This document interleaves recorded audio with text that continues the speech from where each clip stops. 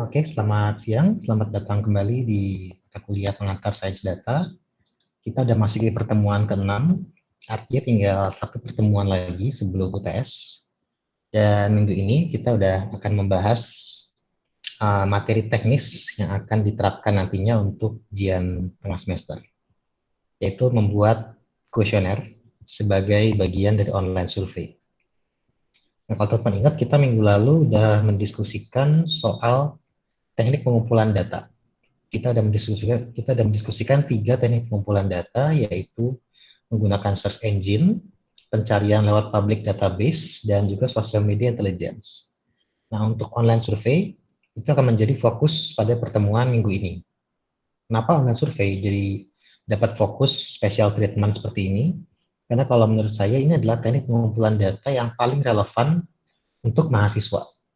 Teman-teman mahasiswanya nanti akan banyak banget melakukan survei, mulai untuk penelitian sekelas untuk bikin tugas akhir sampai juga bikin skripsi. Itu pasti akan membutuhkan pengumpulan data lewat survei. Dan tidak ada salahnya kita di mata kuliah pengantar sains data ini kita mempelajari sejumlah best practice ya, praktik-praktik terbaik dan juga beberapa prinsip yang perlu kita pegang supaya online survei atau kuesioner yang kita bikin itu bisa uh, bermanfaat lah, bukan istilahnya. Jadi kita nggak membuat kuesioner secara asal-asalan, karena kita ingat paradigma data science adalah tidak ada lagi yang menggunakan intuisi, ya kan? Semua berdasarkan data, semua berdasarkan best practice, semua berdasarkan prinsip. Ada dasarnya, gitu kan? Ada akarnya. Semua hal yang kita lakukan harus ada landasannya. Dan ini kita akan mempelajari, kita akan mendiskusikan tentang apa sih yang perlu kita ketahui untuk kita membuat online survei yang ideal, kurang lebih ya. Nah, ini adalah teknik pengumpulan data yang kita bahas, ya kan? Dan seperti sudah kita diskusikan dan ditekankan kembali, bahwa online survei itu perlu dianggap sebagai sebuah pilihan terakhir, sebuah last resort, ketika kita sudah melakukan semua opsi pengumpulan data. Mulai dari search engine untuk mencari keywords dan topik, sampai ke pencarian literatur di database.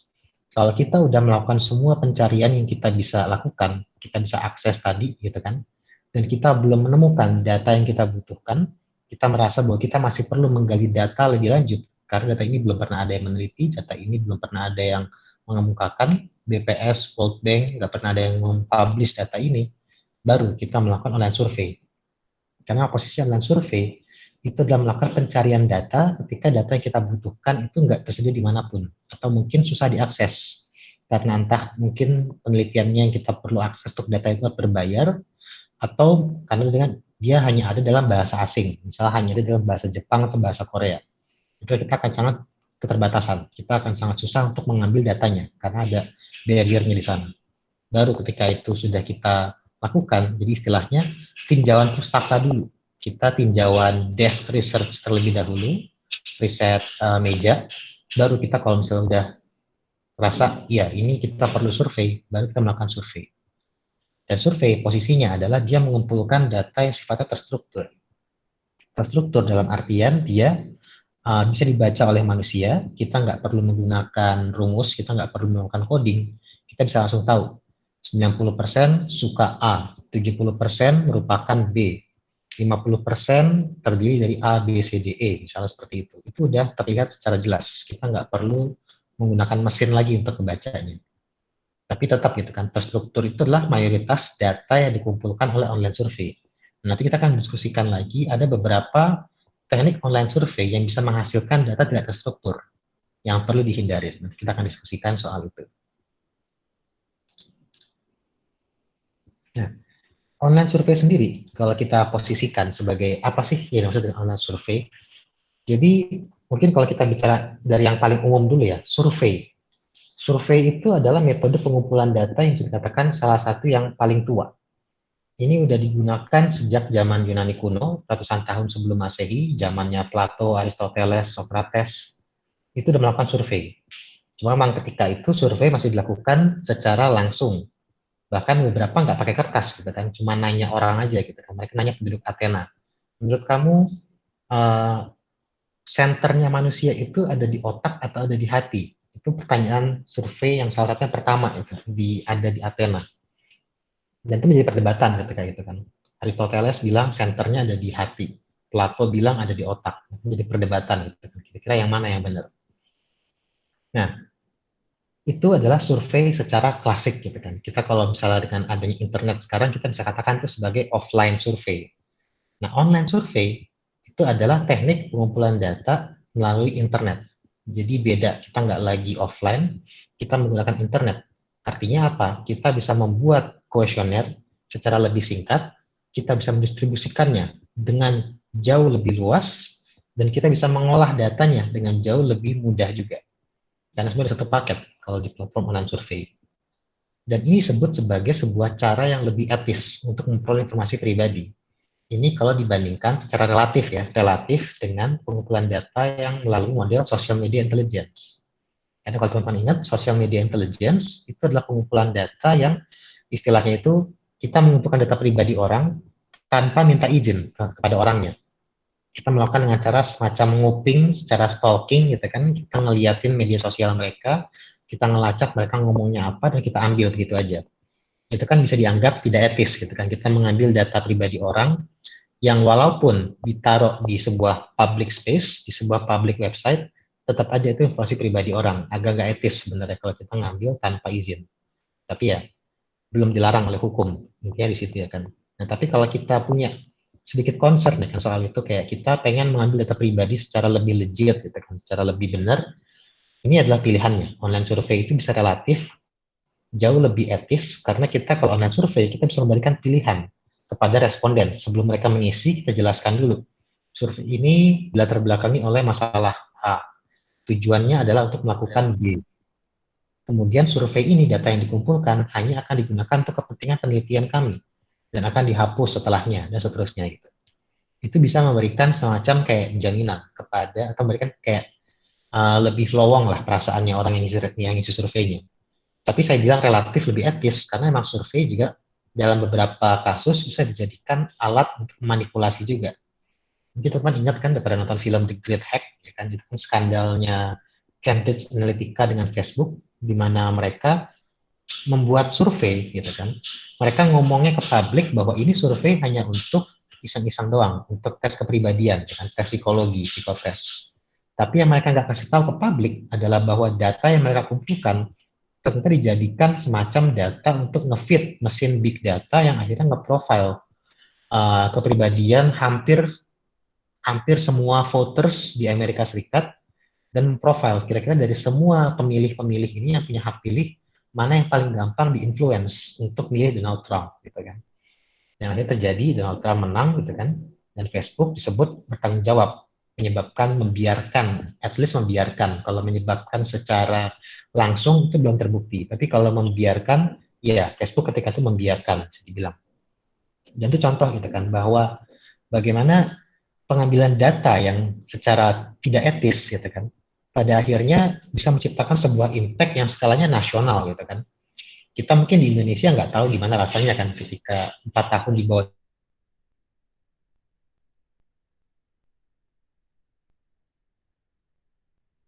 banget meme-meme yang menarik gitu kan yang keluar dan menjadi bahan lelucon gitu kan, hampir mirip mungkin sama pemimpinannya Gubernur Jakarta gitu kan, tapi lebih skalanya nasional gitu kan, agak lucu gitu kan ya. Kalau suka ya seperti itu, bolehlah kita lakukan di Indonesia gitu kan, kita punya meme lord sebagai presiden, tapi ya buat apa gitu kan, yang rugi juga untuknya kita gitu kan ketika presidennya cuma jadi badut. Tapi anyway, itu hot text ya, itu nggak relevan dengan mata kuliahnya ini. Intinya adalah online survei itu perlu dilakukan secara etis supaya pengambilan datanya itu benar-benar sesuai dengan apa yang pengen kita cari, benar-benar hanya untuk keperluan penelitian, untuk memecahkan suatu masalah. Sebagai seorang peneliti, tentu kita pengen mencari jawaban atas suatu masalah, dan online survei jelas diposisikan sebagai alat untuk menjawab masalahnya itu. Nah, bicara soal online survei, ada banyak sekali platform online survei. Sama kayak ada banyak sekali platform search engine di seluruh dunia ini. Tapi tetap yang paling mendominasi adalah milik Google, yaitu Google Form. Nah, Google Form ini bukan hanya apa namanya, kenapa dia bisa mendominasi? Satu, jelas karena dia gratis. semua fitur Google Form itu bisa diakses tanpa harus bayar. Dan kalau saya pribadi ya sebagai peneliti yang sering menggunakan survei, Google Form itu bisa dikatakan memenuhi 70% semua kebutuhan yang saya pengen kalau pengen bikin survei. Ada beberapa hal yang agak advance yang nggak bisa dilakukan oleh Google Form, seperti misalnya kayak saya pengen ngasih 5 pilihan dan minta respon untuk mengasih skor setiap pilihannya ini. Pilihan 1 skor 70, pilihan 2 skor 30. Itu nggak bisa di Google Form. Tapi ada platform lain, contohnya Survey Monkey, ya, survei monyet. Survei Monkey itu dia punya sekitar 20-30 fitur tambahan yang nggak dimiliki sama Google Form. Cuma kalau mau mengakses fitur tambahannya ini, itu harus bayar.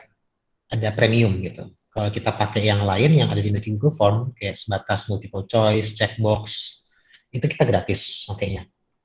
Jadi lanjut ke pertimbangannya adalah ya soal cost gitu kan lagi-lagi kan. Apakah penelitian kita bisa memasukkan biaya untuk langganan Survey Monkey gitu kan. Kalau nggak bisa, ya udah Google Form aja gitu kan. Selama terpenuhi kebutuhan pertanyaannya bisa dijawab oleh Google Form.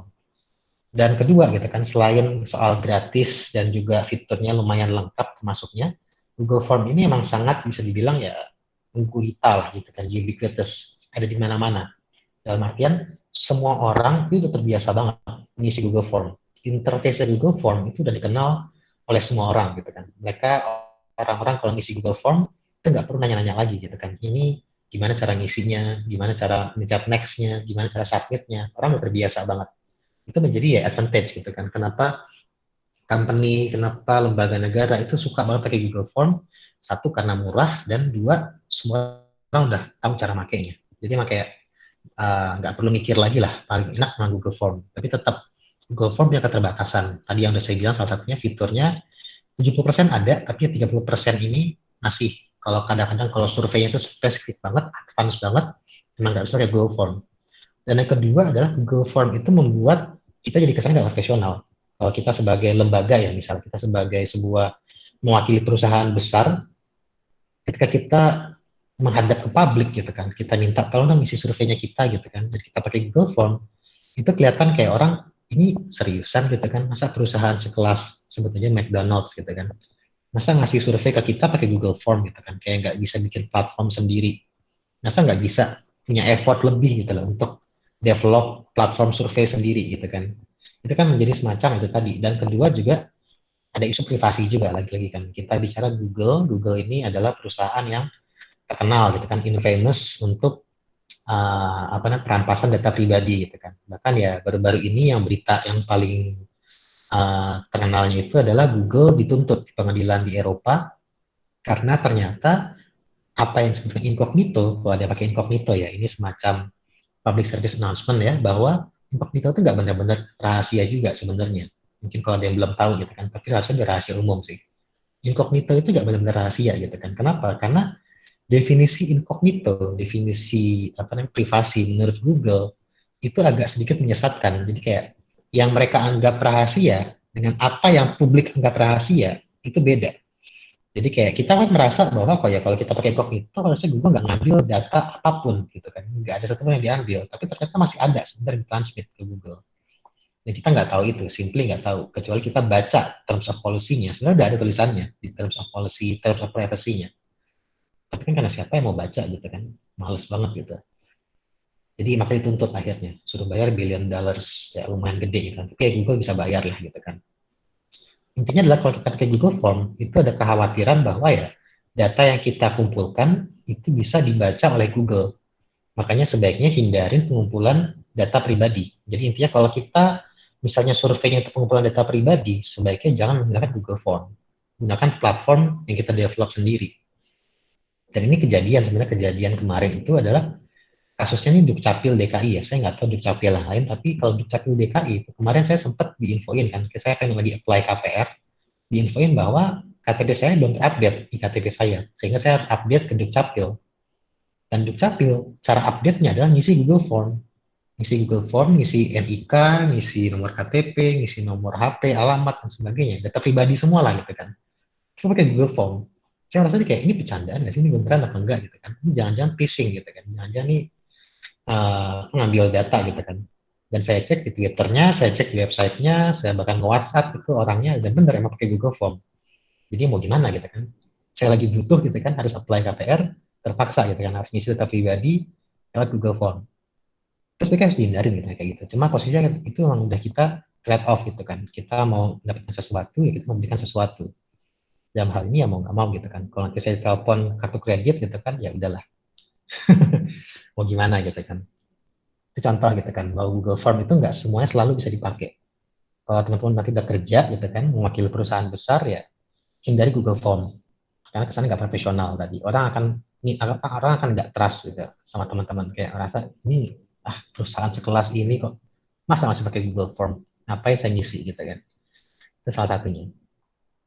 Nah itu tentang online survey. Nah sebelum kita lanjut, ada yang mau bertanya dulu, ada yang mau komentar, pendapat, silakan.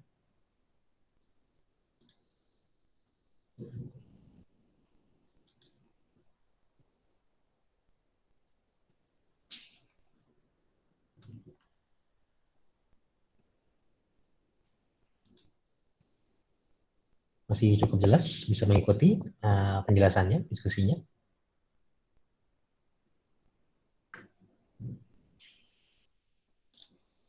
Oke, saya asumsikan bisa lah ya.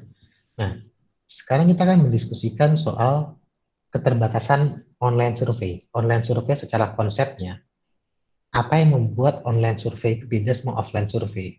Itu bukan sekedar beda satunya offline, satunya online. Nggak cuma itu. Secara logistik ya, kalau kita bicara offline survei, itu kita bisa ketemu langsung sama respondennya. Kalau kita door to door, kita bisa ngobrol sama orangnya. Jadi artinya apa? Kalau kita pakai offline survei, kalau misalnya yang respondennya, dia bingung, dia ini gimana sih cara menjawab pertanyaannya? Ini saya nggak paham istilah ini apa maksudnya. Kita bisa klarifikasi sebagai yang apa namanya ngasih kuesionernya. Kalau misalnya kita mengumpulkan orang dalam satu ruangan, kita minta mereka 1 jam aja di ruangan ini ngisi survei, kita bisa mastiin mereka semua selesai ngisi surveinya. Tapi kalau online survei, kita nggak bisa ketemu orangnya. Ya kan? Itu udah perbedaan yang sangat signifikan banget. Artinya adalah kalau mereka bingung, mereka nggak tahu cara jawabnya, dan mereka males, mereka akan udah quit gitu kan, nggak mau ngisi surveinya. Kita kehilangan responden, kita kehilangan data yang berharga gitu kan. Nah, untuk menghindari hal semacam itu, online survei itu harus didesain dengan sangat hati-hati, dengan benar-benar sangat teliti. Kalau saya sih mengatakan mendesain kuesioner itu kurang lebih sama kayak mendesain video game atau mendesain sebuah aplikasi. Harus interface-nya seintuitif mungkin. Artinya kan kayak misalnya kalau kita bikin video game, kita mau orang itu tinggal langsung buka gamenya, pencet play, dia langsung bisa main. Dia nggak perlu diajarin dulu teknik untuk bagaimana cara mukul. Kalau misalnya kayak kita PUBG gitu kan. Teman-teman kalau main PUBG misalnya kan nggak perlu harus diajarin dulu gimana cara nembak. Langsung pencet play, langsung tahu kalau mau gerak, gerakin yang jempol kiri. Kalau mau nembak gitu kan, pencet yang jempol kanan. Mau ngebidik gimana tombol, udah langsung tahu. Itu karena interface-nya dibuat sedemikian mungkin supaya orang itu nggak perlu nanya lagi, orang nggak perlu bingung lagi, orang tahu secara intuitif langsung nembak di kanan, gerak di kiri. Dan itu juga berakar dari kebiasaan gitu kan, kebiasaan yang berakar dari game Nintendo gitu kan. Dari sejak Mario Brothers, Mario Brothers kan udah gerakan di kiri, action di kanan. Jadi itu berakar dari kebiasaan itu diterapkan sebagai desain gitu kan. Nah, online survei juga kurang lebih sama. Kita harus memahami dulu best practice yang sudah dilakukan selama ini. Orang itu paling gampang memahami survei itu seperti apa. Dan best practice-nya dalam membuat pertanyaan survei adalah pertanyaan yang singkat, intuitif, singkat, jelas, padat, nah, jargon gitu kan. Maksudnya apa? Kita harus pastiin semua pertanyaan di kuesioner kita itu bisa orang tuh nggak perlu nanya lagi, nggak perlu bingung lagi. Ini langsung bisa tahu, oh pertanyaan maksudnya begini, jawabannya berarti harusnya begini. Jadi dia nggak perlu langsung nanya lagi, nggak perlu mikir 2 kali. Kalau misalnya kita menggunakan istilah yang agak asing, terminologi-terminologi yang mungkin hanya kita yang paham, misalnya kayak istilah-istilah komunikasi, istilah broadcasting, istilah media, kan banyak banget.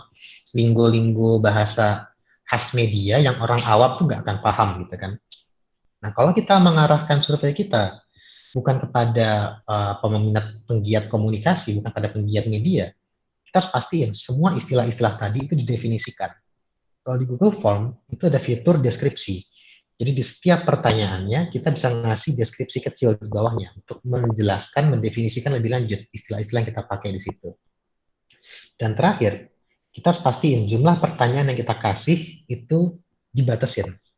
Biasanya antara 10 sampai 20. Lebih rendah juga nggak apa-apa, asal kita bisa mastiin kita terjawab. Tapi rule of thumb-nya itu adalah 10 sampai 20. 10 itu ideal, 15 itu agak lumayan, 20 itu udah pushing it. Itu udah paling maksimal banget. Ini berkaitan sama attention span orang. Gitu kan. Kemampuan kita untuk fokus sama suatu tugas, sama satu pekerjaan, itu semakin berkurang, semakin berkurang. Kita diskusikan ini di materi tentang big data, ya kan.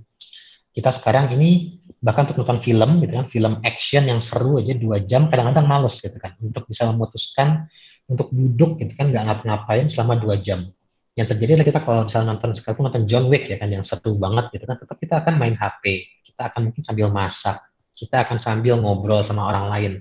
Karena kita, ya itu tadi kan, ini memang bagian dari hidup di era big data. Kita perhatian kita ditarik sama semua hal gitu kan. Kita jadi nggak bisa satu hal aja. Jadi kita daripada nonton film gitu kan 2 jam, mending kita nonton TikTok cuma 1 menit tapi udah fun, udah bisa ketawa, udah bisa katarsis gitu kan. Nah ini harus dipertimbangkan dalam membuat online survei. Kalau pertanyaannya kita terlalu panjang, terlalu banyak, orang akan merasa kayak why do I even care gitu kan, ngapain gue wasting time untuk ngisi survei lu gitu kan, emang apa sih, buat apa gitu kan, buat gue gitu kan, mending gue ngapain hal yang lain, mending gue main game, mending buat apa. Karena harus diingat, ketika kita membagikan survei, yang kita lakukan itu adalah essentially kita meminta waktu orang, kita meminta mereka meluangkan waktu untuk melakukan hal yang mungkin mereka nggak minat gitu loh. Jadi ya pastikan kita nggak membuang waktu mereka terlalu banyak. Pastiin di depan udah katakan, survei ini hanya ada 10 pertanyaan, bisa dijawab dalam 5 menit. Itu orang udah lumayan gitu kan. Jadi dia sadar, dia nggak akan buang waktu terlalu banyak di situ. Don't waste people's time. Itu satu kunci dalam online survei. Karena kalau misalnya pertanyaan terlalu panjang, terlalu banyak, sama kasusnya. Orang akan berhenti ngisinya. Kita kehilangan data. Jadi kita nggak bisa maksimal akhirnya pengumpulan data. Itu satu keterbatasannya yang berakar dari kita nggak bisa ketemu langsung sama respondennya. Nah, yang kedua adalah kita akan bergantung sama kejujurannya responden. Jadi kita dalam online survei dan dalam semua survei apapun, kita harus mengenal istilah psikologi sosial yang namanya social desirability bias. Jadi maksudnya bias desirability, jadi maksudnya adalah ini kalau dalam psikologi sosial ya kan, secara teorinya kita manusia itu punya kecenderungan untuk istilahnya itu ngikut sama apa kata mayoritas. Kalau misalnya mayoritas mengharapkan kita berlaku sebagai anak baik, yang ngebantuin orang tua, yang taat beribadah, yang gemar menabung, yang rajin juara kelas, yang belajar, yang bekerja, kita akan kalau ditanya sama orang, diposisikan pertanyaan seperti itu, kita akan menjawab kurang lebih apa yang kita rasa orang itu pengen dengar. Maksudnya gimana? Contoh, kita bikin survei soal tingkat ketertiban mahasiswa Ubara. Ini juga ada judulnya udah mulai masalah gitu kan. Tingkat ketertiban. Dan kita tanya, apakah kamu selalu tepat waktu menghadiri kelas di Ubara? Nah, pertanyaan kayak gitu jawabannya pasti orang bilang, iya dong selalu gitu kan. Karena saya pengen terlihat apa namanya, terlihat rajin. Saya pengen terlihat anak baik-baik gitu kan, terlihat murid teladan. Ditanya gitu kan, apakah kamu merasa sebagai mahasiswa yang aktif, mahasiswa yang berprestasi? Subjektif. Orang kalau tanya gitu ya dia bilang, ya iya saya aktif ya kan, saya keren, mahasiswa yang ikut gerakan, ikut organisasi, ikut apa, ikut ini gitu kan, saya mah mengabdi untuk bangsa gitu kan. Kalau pertanyaan seperti itu, jawabannya kurang lebih akan seperti itu. Jadi artinya apa? Dalam konteks di mana kita nggak bisa ketemu sama orangnya langsung, kita nggak bisa meminimalisir biasnya mereka, kita nggak bisa memastikan mereka akan terpengaruh soal bias apa enggak, kita harus menghindari pertanyaan-pertanyaan yang bisa menjurus ke arah tadi subjektif atau moral atau objek apa ya etis lah gitu kan. Jadi mempertanyakan etika atau moral mereka. Kasus juga itu kayak kemarin yang sebelumnya itu ada melakukan survei soal apa namanya pornografi misalnya gitu kan. Apakah kamu pernah mengakses website pornografi di internet sebulan terakhir? Ini pertanyaan yang juga bermasalah. Karena kalau ditanya seperti itu, orang akan jawab nggak pernah, gitu kan. Iya dong, dia akan kayak, ngapain gue ngaku ke lu gitu kan, walaupun identitas gue nggak muncul, tapi kayak, ya ngapain saya ngaku ke Anda gitu kan. Akan terlihat buruk buat saya kan, kalau kayak gitu misalnya. Jadi harus dihindarin. Yang kita bisa lakukan adalah, kalau misalnya kita nggak pertanyaan seperti itu, kita butuh pertanyaan hal seperti itu, kita harus ubah, kita reframe pertanyaannya, jadi yang bisa lebih objektif. Misalnya, apakah Anda mengenal situs-situs di bawah ini? Itu akan lebih, mungkin agak sedikit tetap bias, tapi agak terminimalisir. Jadi kita harus mereframe pertanyaannya sebisa mungkin supaya orang akan tidak bias menjawabnya. Itu yang kedua. Karena kita tadi tuh bergantung sama kejujuran responden. Kita nggak bisa tahu responden jujur apa enggak ketika menjawabnya. Jadi kalau kita mau mereka jujur, pastikan pertanyaannya ini juga nggak ada kesan menghakimi. Itu yang harus dipertimbangkan. Nah, ketiga adalah kita nggak bisa mengendalikan siapa yang menjawab kuesioner kita. Artinya adalah kita, walaupun kita sudah menargetkan gitu ya, kita survei ini hanya untuk mahasiswa Ubara, hanya untuk jurusan komunikasi. Kita nggak bisa mastiin yang menjawab itu hanya anak Ubara di komunikasi. Karena kan kita formatnya adalah link online kan, tautan daring. Kalau kita nge-share link ke orang, nggak ada yang menghentikan mereka untuk menyebar linknya ke orang lain lagi.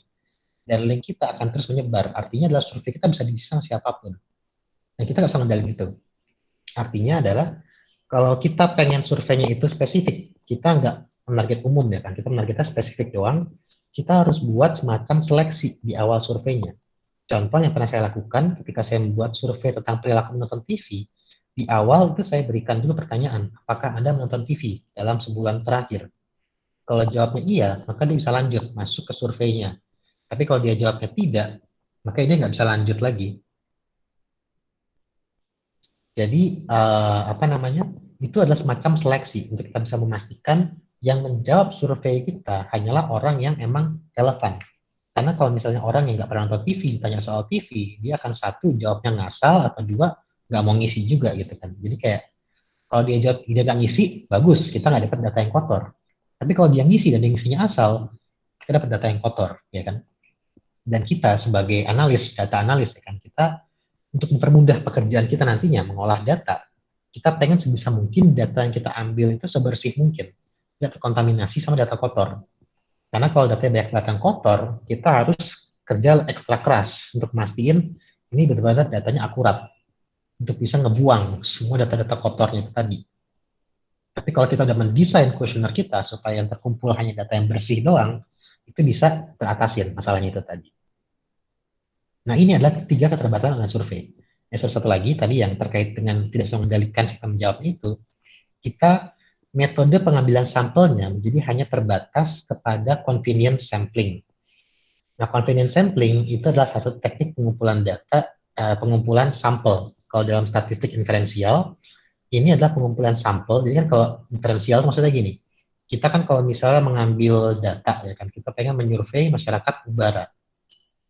Nah, Ubara aja kan udah ada berapa ribu orang gitu kan orangnya, mahasiswanya berapa, dosennya berapa, stafnya berapa.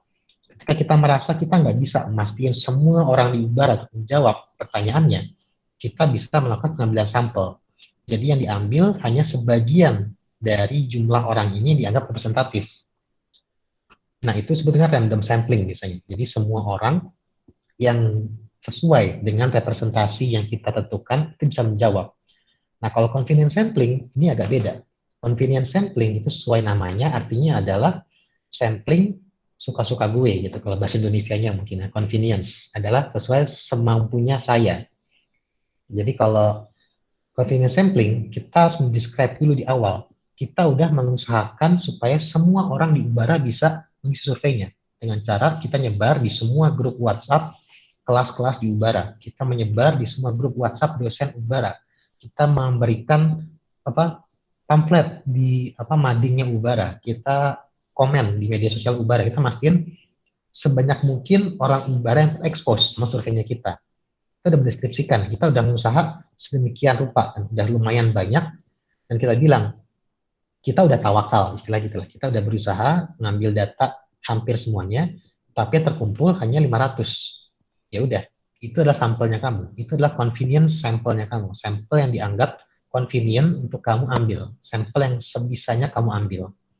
Kenapa hanya convenience sampling? Karena itu tadi, kita nggak bisa menarget orang. ngisi surveinya ini kalau kita pakai online survei, karena semua orang bisa ngisi ya kan. Jadinya akhirnya kita akan sulit untuk dibilang itu representatif. Tapi at least kita bisa bilang bahwa ini mewakili 500 orang Ubara gitu kan. Jadi paling enggak ini akan memberikan semacam snapshot, gambaran kecil dari yang bisa memberikan kita insight lebih lanjut. Itu bisa kita katakan berdasarkan online survei. Jadi kira-kira itu kita bahas online survei. Apakah ada yang mau bertanya dulu sebelum kita lanjut lagi lebih lanjut lagi?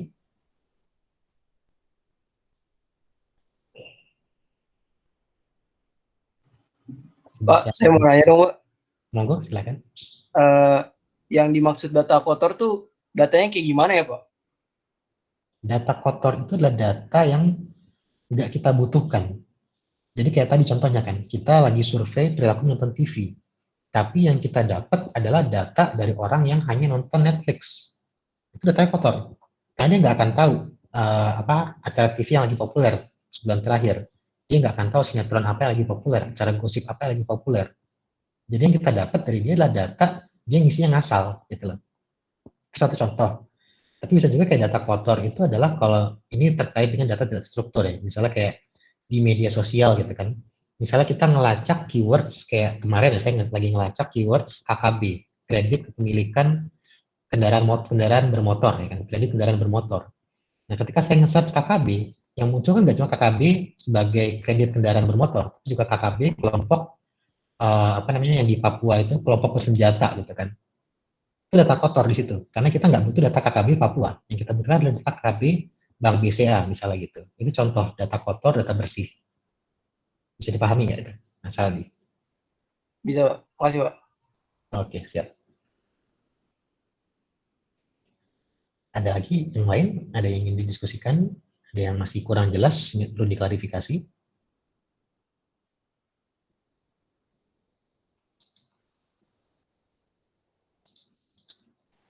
Sepertinya enggak, Pak. Oke, baik. Nah, kita sudah mendiskusikan soal apa itu online survei yang keterbatasannya, apa yang bikin dia beda semua offline survei. Nah, sekarang kita akan bicarakan pokok utamanya, yaitu bagaimana kita bisa membuat kuesioner yang bagus lah gitu kan. Nah, pada dasarnya membuat kuesioner itu adalah bagian dari MPS ya kan, metode penelitian sosial. Nah, kuesioner itu adalah tadi pengumpulan data ya kan. Pengumpulan data untuk apa? Untuk menjawab suatu masalah. Ingat ya kan, kalau kita bikin sebuah penelitian, kita harus berangkat dari sebuah masalah yang relevan bagi publik. Masalah yang kalau kita pecahkan, kita bisa berkontribusi untuk kemaslahatan umat. Kan? Muluk-muluknya seperti itu. Nah, membuat survei juga kurang lebih sama. Kita kalau bikin survei, sebaiknya hindari membuat survei sebatas kayak, ya saya pengen tahu aja. Ya saya pengen bikin survei ini. Jangan kayak musisi gitu lah. Saya pengen bikin lagu yang saya suka gitu kan. Google bikin survei itu bukan bikin art gitu kan. Ini kita membuat sebuah tools untuk mengambil data.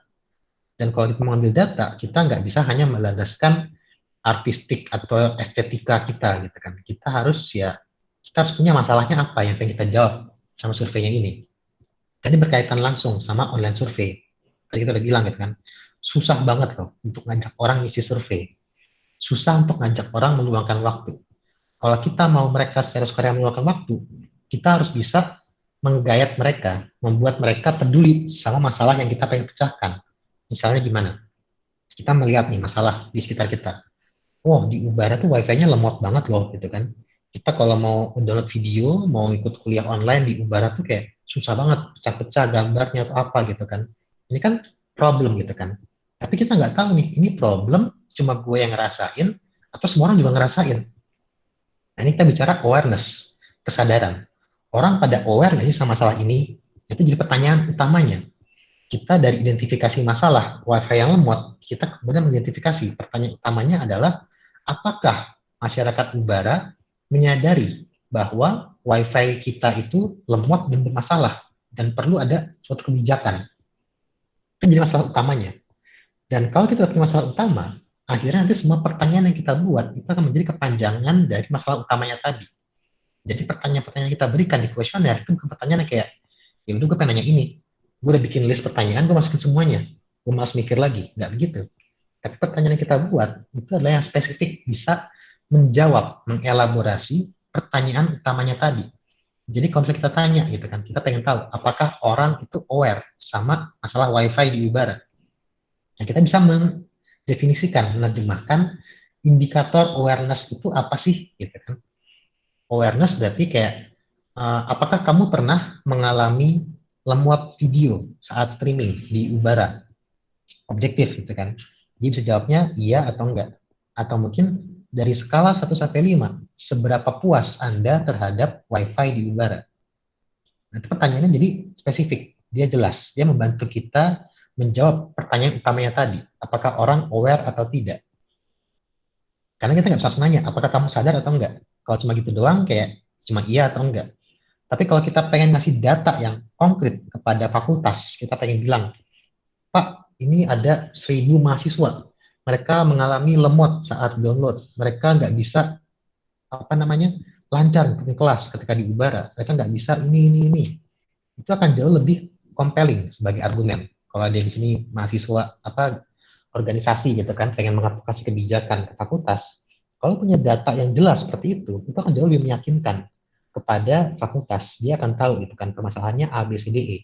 Jadi jelas kalau pengen rekapan kebijakan ada datanya gitu kan di situ. Nah, itu contoh gitu kan kita bikin survei. Kalau kita punya masalah yang relevan yang semua orang juga merasa menyadari itu, orang akan oh gue mau ngisi dong, gue mau ngisi supaya ntar wifi jadi lebih cepat di kampus gitu kan. Itu contoh gitu kan, ada benefit yang dia dapat.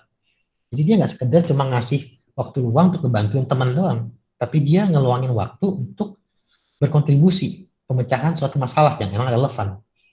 Itu kenapa sebabnya survei harus berlandaskan sama masalah yang publik itu peduli.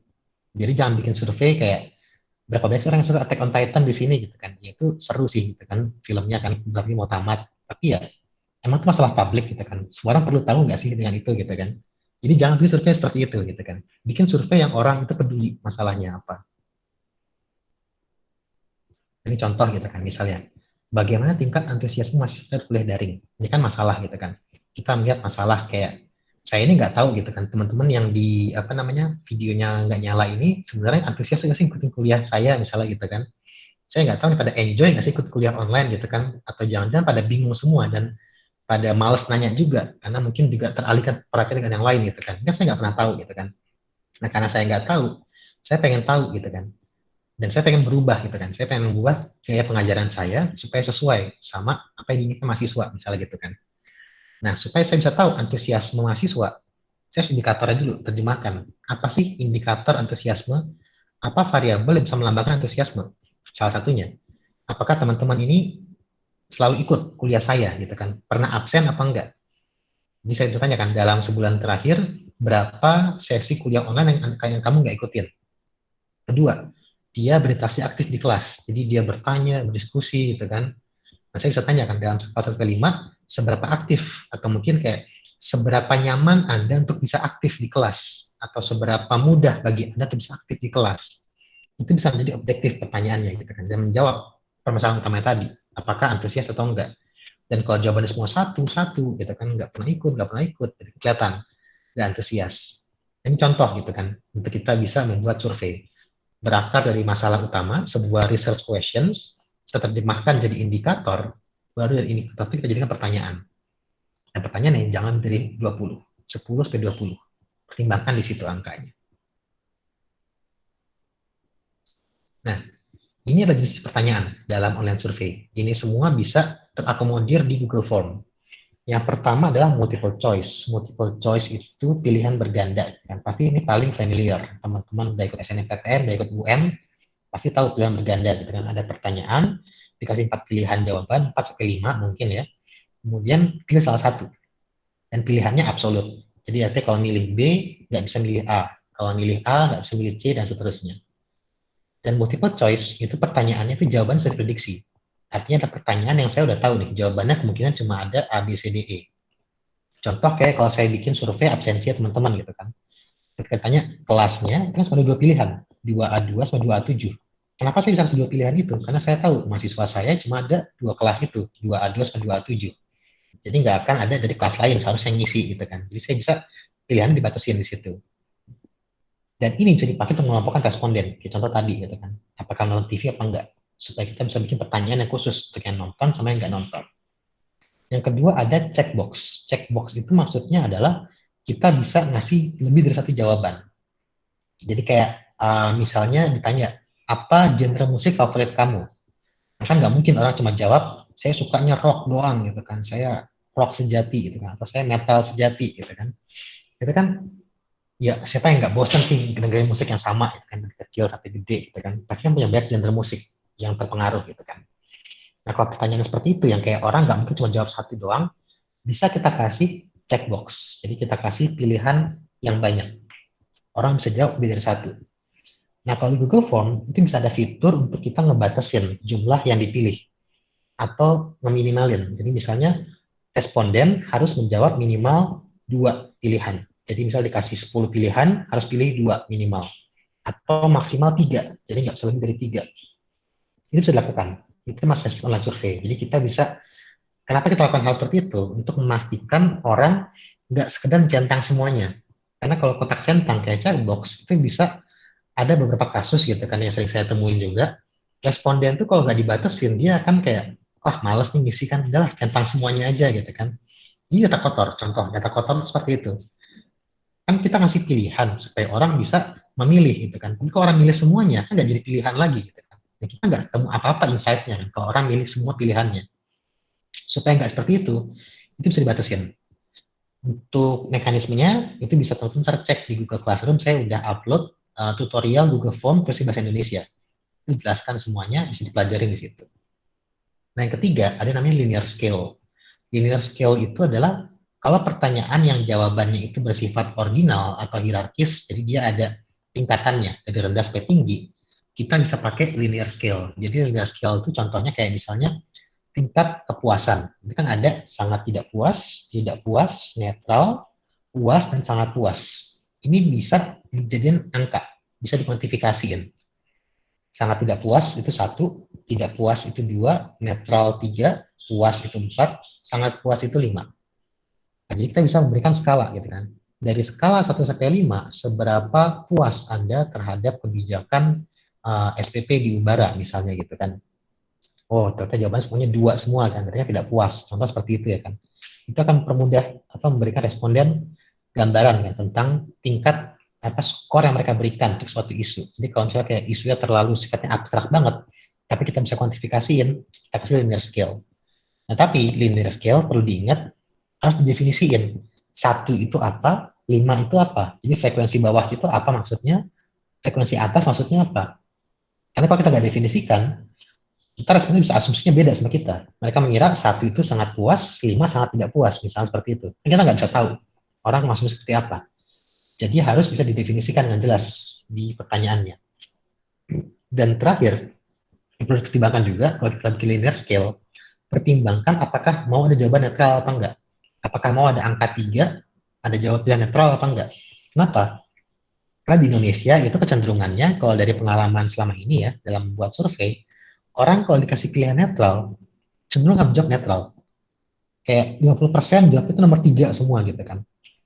Ini memang beberapa penelitian itu menemukan bahwa orang Indonesia itu cenderung kayak nggak pengen terlalu neko-neko gitu istilahnya, nggak pengen terlalu ekstrim ke kanan, nggak mau terlalu ke kiri, pengen tengah-tengah aja.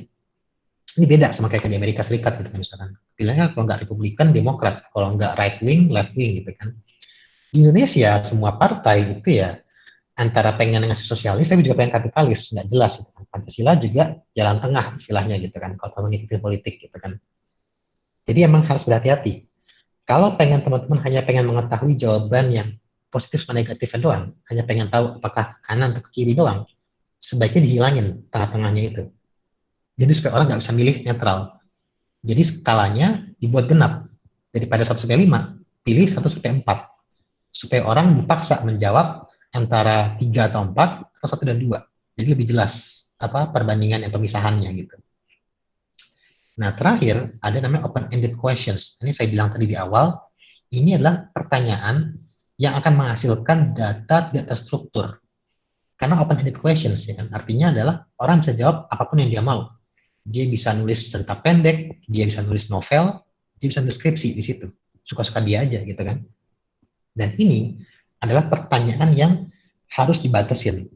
Hanya dijadikan sebagai pilihan terakhir. Kalau misalnya kita buat pertanyaan yang emang harus ditanyain, tapi kita nggak bisa memprediksi kira-kira orang akan jawabnya apa.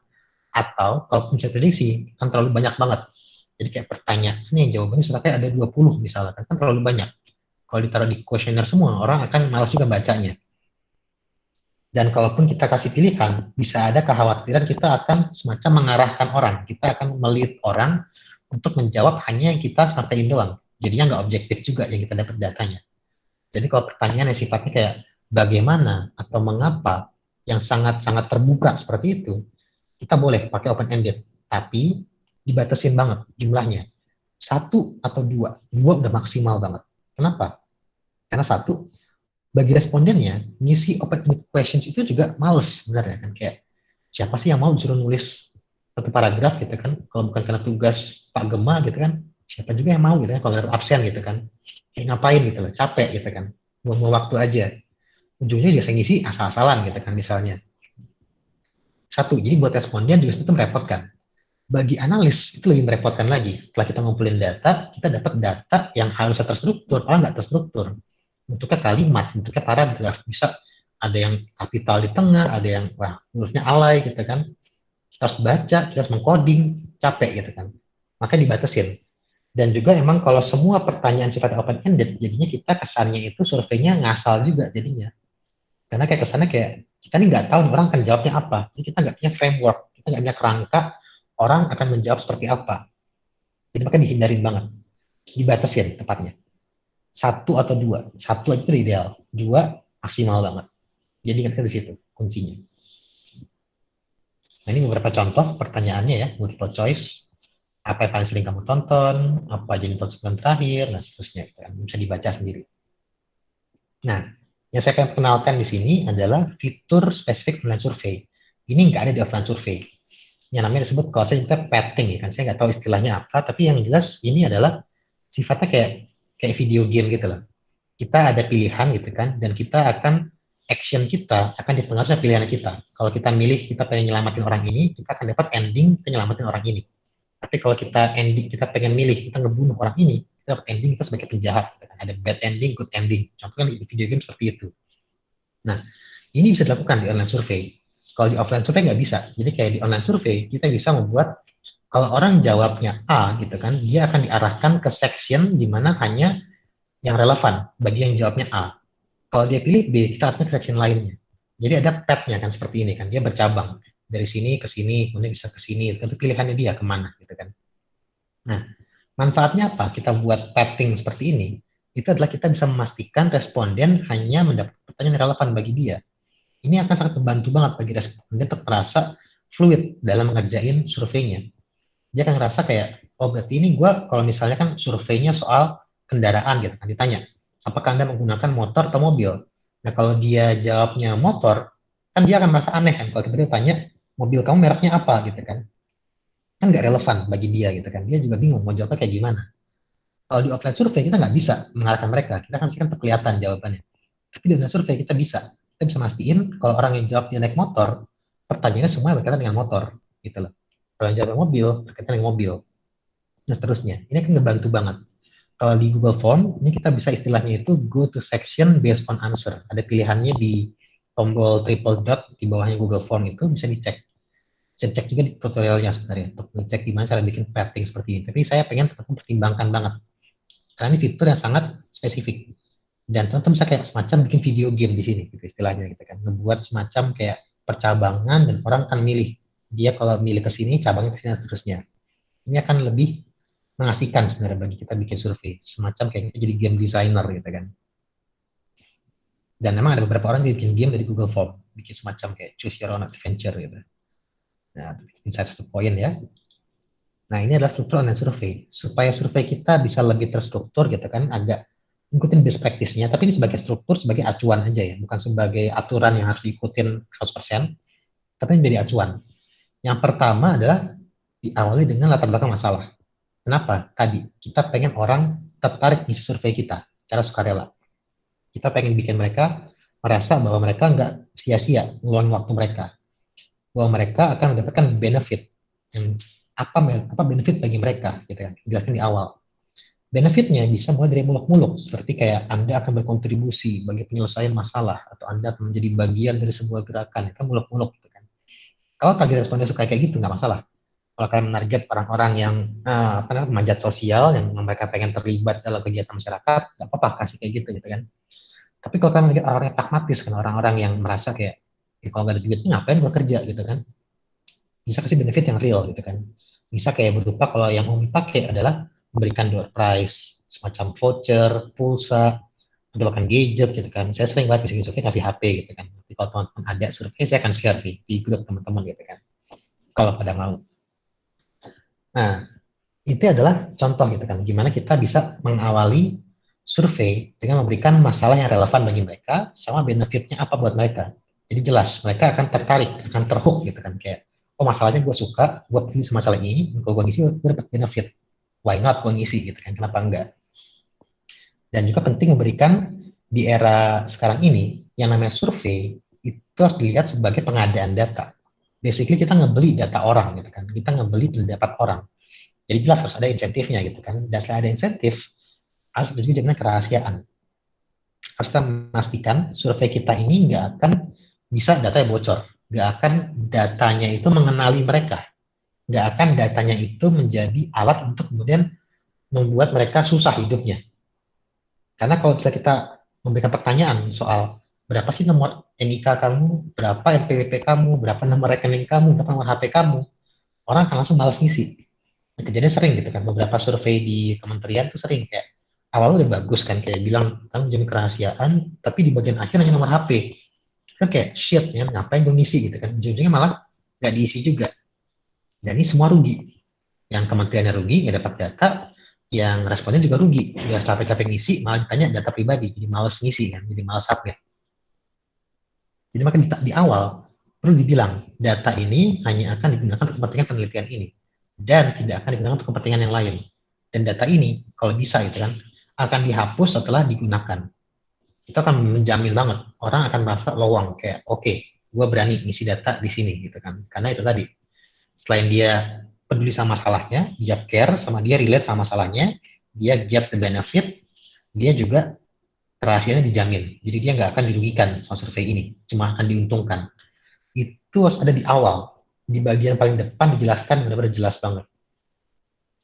Kedua, kita setelah ngasih LBM, ada section khusus untuk pertanyaan demografis. Jadi demografis itu adalah kayak istilah usia, jenis kelamin, tingkat pendapatan, tempat tinggal. Nah, demografis ini dibedakan sama pertanyaan kuesioner. Kenapa? Kalau demografis itu lebih gampang. Orang ngisi demografis itu nggak mikir gitu. Dia nggak perlu mikir, gue usia berapa, gue tanggal lahir berapa, gue ini cowok apa cewek ya gitu kan. Gue nggak perlu mikir gitu kalau kayak gitu. Demografis itu nggak masalah, ada terpisah. Jadi artinya yang tadi saya bilang 10-20 itu berlaku untuk yang bagian ketiga ini, kuesioner. Jadi pastiin itu 10-20 gitu kan. Atau ya paling nggak bisa diisi dalam waktu 15 menit gitu kan. Jadi singkat, satu batang rokok selesai gitu kan istilahnya. Itu kan sangat bagus banget. Dan terakhir setelah kuesioner ada 10-20 pertanyaan, kasih penutup yang isinya adalah apresiasi. Ingat kita kan, kita ini minta data orang, kita minta waktu orang, kita ini bisa bilang yang ngerepotin orang gitu kan. Kita harus berapresiasi. Terima kasih itu udah paling nggak minimal banget terima kasih gitu kan. Paling bagus sih ngasih benefit, ngasih pulsa kayak, ngasih apa gitu kayak, itu paling bagus. Tapi paling enggak seminimal-minimalnya kan, sekurang-kurangnya iman gitu kan, yang ngasih terima kasih gitu loh. Ya apresiasi, mereka udah ngasih waktu luang mereka gitu loh. Jadi ini strukturnya. Jadi jadikan acuan supaya survei kalian ya paling nggak ikutin best practice yang ada di lapangan. Jadi kesannya nggak kayak survei anak SD gitu kan, karena sekarang SD pun juga sudah bikin survei. Kayak mahasiswa gitu kan, udah bukan siswa lagi. Jadi ya paling nggak surveinya harus lebih jelas seperti ini. Terakhir, sebelum menyebarkan survei, pastiin dulu untuk playtesting ya kan. Kalau saya ibaratkan membuat kuesioner seperti membuat video game, pastiin sebelum game kalian disebar ke orang-orang, kalian tes dulu nih. Kalian kasih survei kalian ke orang yang kalian kenal gitu kan, yang kayaknya cocok nih sama profil target kalian, tapi di luar tim. Jadi yang dia benar-benar awam, dia nggak tahu apa-apa soal pertanyaan kalian. Kalian tanya, satu, lu ngisi berapa menit? Kalau dia ngisi 30 menit, ya dia salah nih pertanyaannya. Ulang lagi, bikin lagi, desain lagi supaya lebih sedikit, lebih singkat, lebih gampang dijawabnya. Ini tanya, ada yang rumit nggak pertanyaannya gitu kan? Ada yang lu nggak paham nggak? Ada yang perlu gue jelasin lagi nggak gitu kan? Kalau masih ada yang dia tanyain, masih ada yang dia nggak paham, bikin ulang pertanyaannya. Bikin ulang sampai dia bisa jawab langsung. Nggak perlu mikir lagi. Ini adalah playtesting gitu kan. Sama kayak kalau video game gitu kan. Sebelum disebar ke publik, kita playtesting dulu. Pastiin nggak ada bug, pastiin nggak ada glitch gitu kan. Pastiin jangan kayak Cyberpunk 2077 gitu loh. Jangan kayak ancur-ancuran gitu lah. Playtesting dulu supaya pastiin ini game, ini survei, benar-benar intuitif. Interface-nya gampang dipahamin, orang bisa selesai ngisinya. Jadi itu adalah teknik untuk mendesain kuesioner. Itu untuk materinya. Apakah ada yang mau ditanyain dari teman-teman? Silahkan.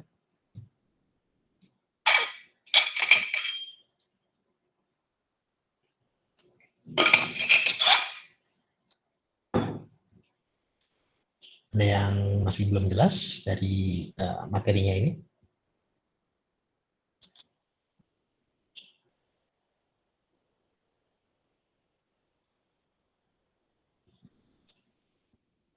Oke, kalau misalnya udah cukup jelas, nanti juga untuk tugas ya.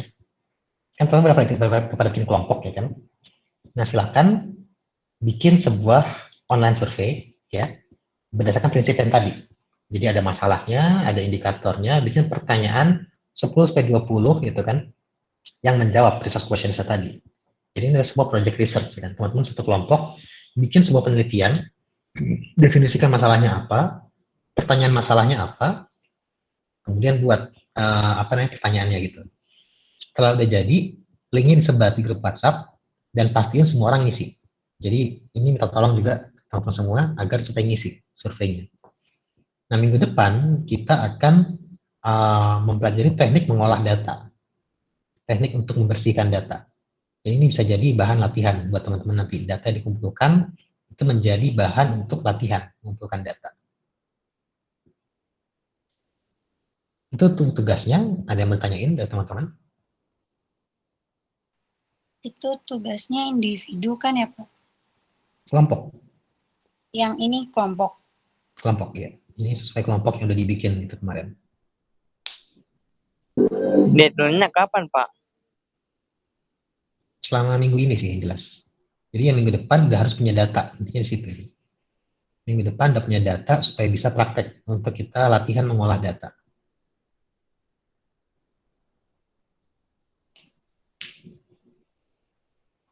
Berarti ini yang tugas buat UAS apa beda, Pak?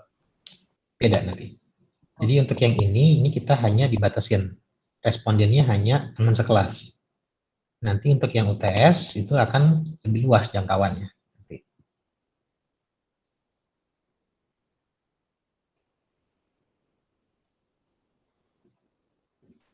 Yang buat UTS-nya juga kelompok Pak? Iya, kelompok. Jadi kelompoknya tetap sama sampai akhir lah. Jadi ini kelompok nih teman seperjuangan nih.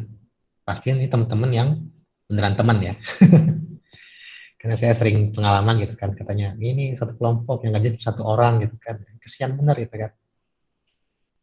Ini temen ya kelompok sebisa mungkin ya sampai akhir gitu kan. Tapi kalau ada perubahan ya sebisa mungkin jangan. Tapi kalau emang harus ya kasih tahu aja gitu. Pak, ini tugas survei data ya, Pak? Ya, survei data, pengambilan data. Itu survei datanya dari internet atau dari mana, Bukan, Pak? bukan. Bikin sendiri surveinya. Pakai Google Oh, Form. bikin sendiri.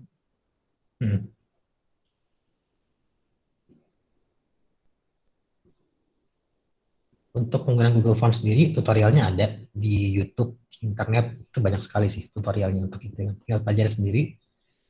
Saya yakin teman-teman udah pada paham sih cara bikin Google Form itu, simple banget. Tinggal ya, kalau saya berikan materinya adalah prinsipnya gitu kan. Gimana supaya Google Form kalian paling enggak itu tadi, enggak kayak Google Form anak SMA gitu lah intinya.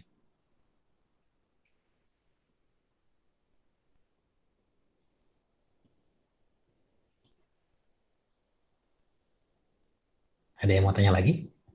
Saya mau bertanya untuk nama kelompok yang di Google Form itu nama kelompok kita, Pak. Kita ngasih nama untuk kelompok kita. Nah ya, ini saya pengen jelasin sebenarnya sih. Udah pada ngisi ya itu ya. Jadi itu kelompok yang di Google Form itu nama kelompok. Jadi nama terserah kalian. Kelompok satu itu mau kelompoknya namanya apa gitu kan. Ini biar lebih gampang diingat aja sebenarnya sih gitu. Jadi supaya nggak kelompok satu kan saya juga nggak ingat kelompok satu itu yang mana, gitu. Kelompok dua yang mana. Jadi kasih nama yang mewakili identitas kalian lah, mewakili semangat kalian gitu kan. Atau pakai meme juga nggak apa-apa gitu kan. Kelompok Harambe gitu, bebas. Yang penting jadi itu kan satuan gitu kan. Tiap orang ngisi, pastiin satu kelompok itu ngisi namanya sama semua. Jadi bisa pas saya ambil datanya udah kelihatan gitu kan. Nah, terkelompokkan gitu.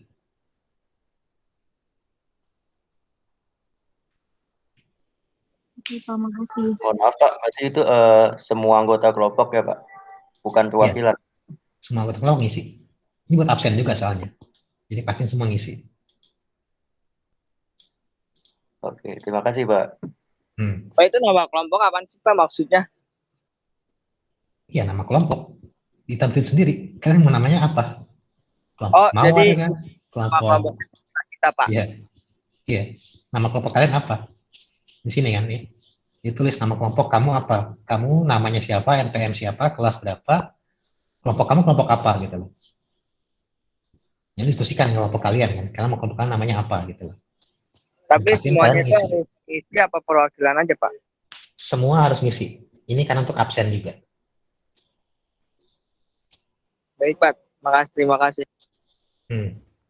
Pak, itu online survei tentang apa aja, Pak? Tentang apa aja, tapi tadi yang saya bilang kan, berdasarkan permasalahan yang relevan. Jadi bukan berdasarkan minat kalian. Jangan karena kalian wibu ya kalian pengen nanya kan, anime apa yang kalian tonton gitu kan, kayak ya lucu sih survei kayak gitu kan. Kan bukan survei riset gitu loh. Ini survei berdasarkan itu tadi masalah apa yang relevan yang kalian lihat. Bisa dipahami nggak maksudnya? Masalah apa isu di sekitar kalian yang bisa perlu ditanya lewat survei. Pak, maaf kalau lewat kalau kayak makanan atau makanan kesukaan gitu-gitu boleh? Ini masalahnya apa dulu? Kenapa kan perlunya makanan? Oh, jadi mesti pakai masalah gitu ya, Pak? Iya dong, ini kan riset ya kan. Ini bukan survei ABG gitu loh. Baik, Pak. Kalau data masalahnya apa, misalkan gitu kan kayak, misalnya masalahnya kalau kamu tanya Kellogg gitu kan misalkan, soal balance diet gitu kan. Apakah orang-orang di Ubara itu makannya diet seimbang gitu kan? Apakah pola makannya seimbang? Makan semua gizi apa enggak? Itu kan masalah gitu kan. Boleh kamu tanya gitu kan. Makanan apa yang kamu makan setiap pagi gitu kan? A, sereal, B, nasi, C apa, contoh gitu lah. Itu bisa banget kalau kayak gitu. Tapi lagi-lagi again, masalahnya apa? Dan kalian harus bikin latar belakang masalahnya, ya kan? Ingat, di depan sudah LBM-nya. Jadi bisa kelihatan masalahnya apa. Gitu, Kalau kan? masalah obesitas gitu-gitu boleh, Pak? Nah, itu masalah, itu jelas isu gitu kan. Itu boleh diangkat. Contoh seperti itu.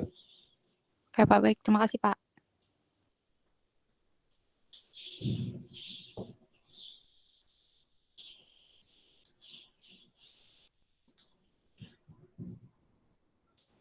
Bapak kalau untuk pertanyaannya maksimalnya berapa, minimalnya berapa? 10-20. Itu rule of thumb-nya. Kalau dia 10 sih, usahain banget 10.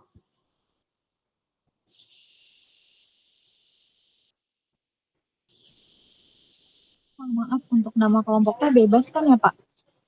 Bebas-bebasnya gitu kan. Asal jangan sara, asal jangan kalimat kotor gitu kan. Ya, tahulah bebasnya gitu kan.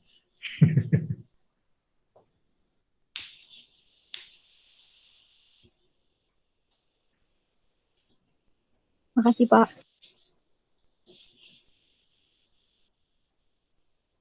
Oke, ada lagi? Tanyain. Nanti juga kalau ada yang mau ditanyain lagi ya silakan di grup aja ya. Ini karena isunya lumayan apa semua orang harus tahu. Pastiin kalau mau nanya, tanya di grup aja. Jadi supaya saya nggak ngulang jawaban gitu loh. Oke? Baik. Mungkin ini bisa pada nyalain videonya untuk saya foto bareng.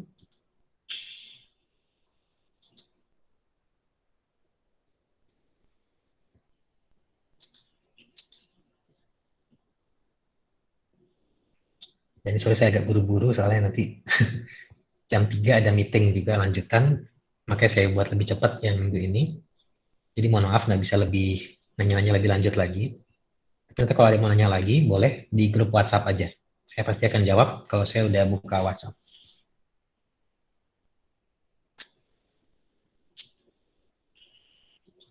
Oke, semuanya udah pada buka? Udah pada siap? Kalau masih ada? Nah, oke, 1, 2, 3. Sip. Terima kasih banyak untuk kehadirannya. Sampai jumpa minggu depan. Jangan lupa bikin online surveinya. Semangat. Oke, Pak. Baik, Pak. Terima kasih Pak, terima kasih.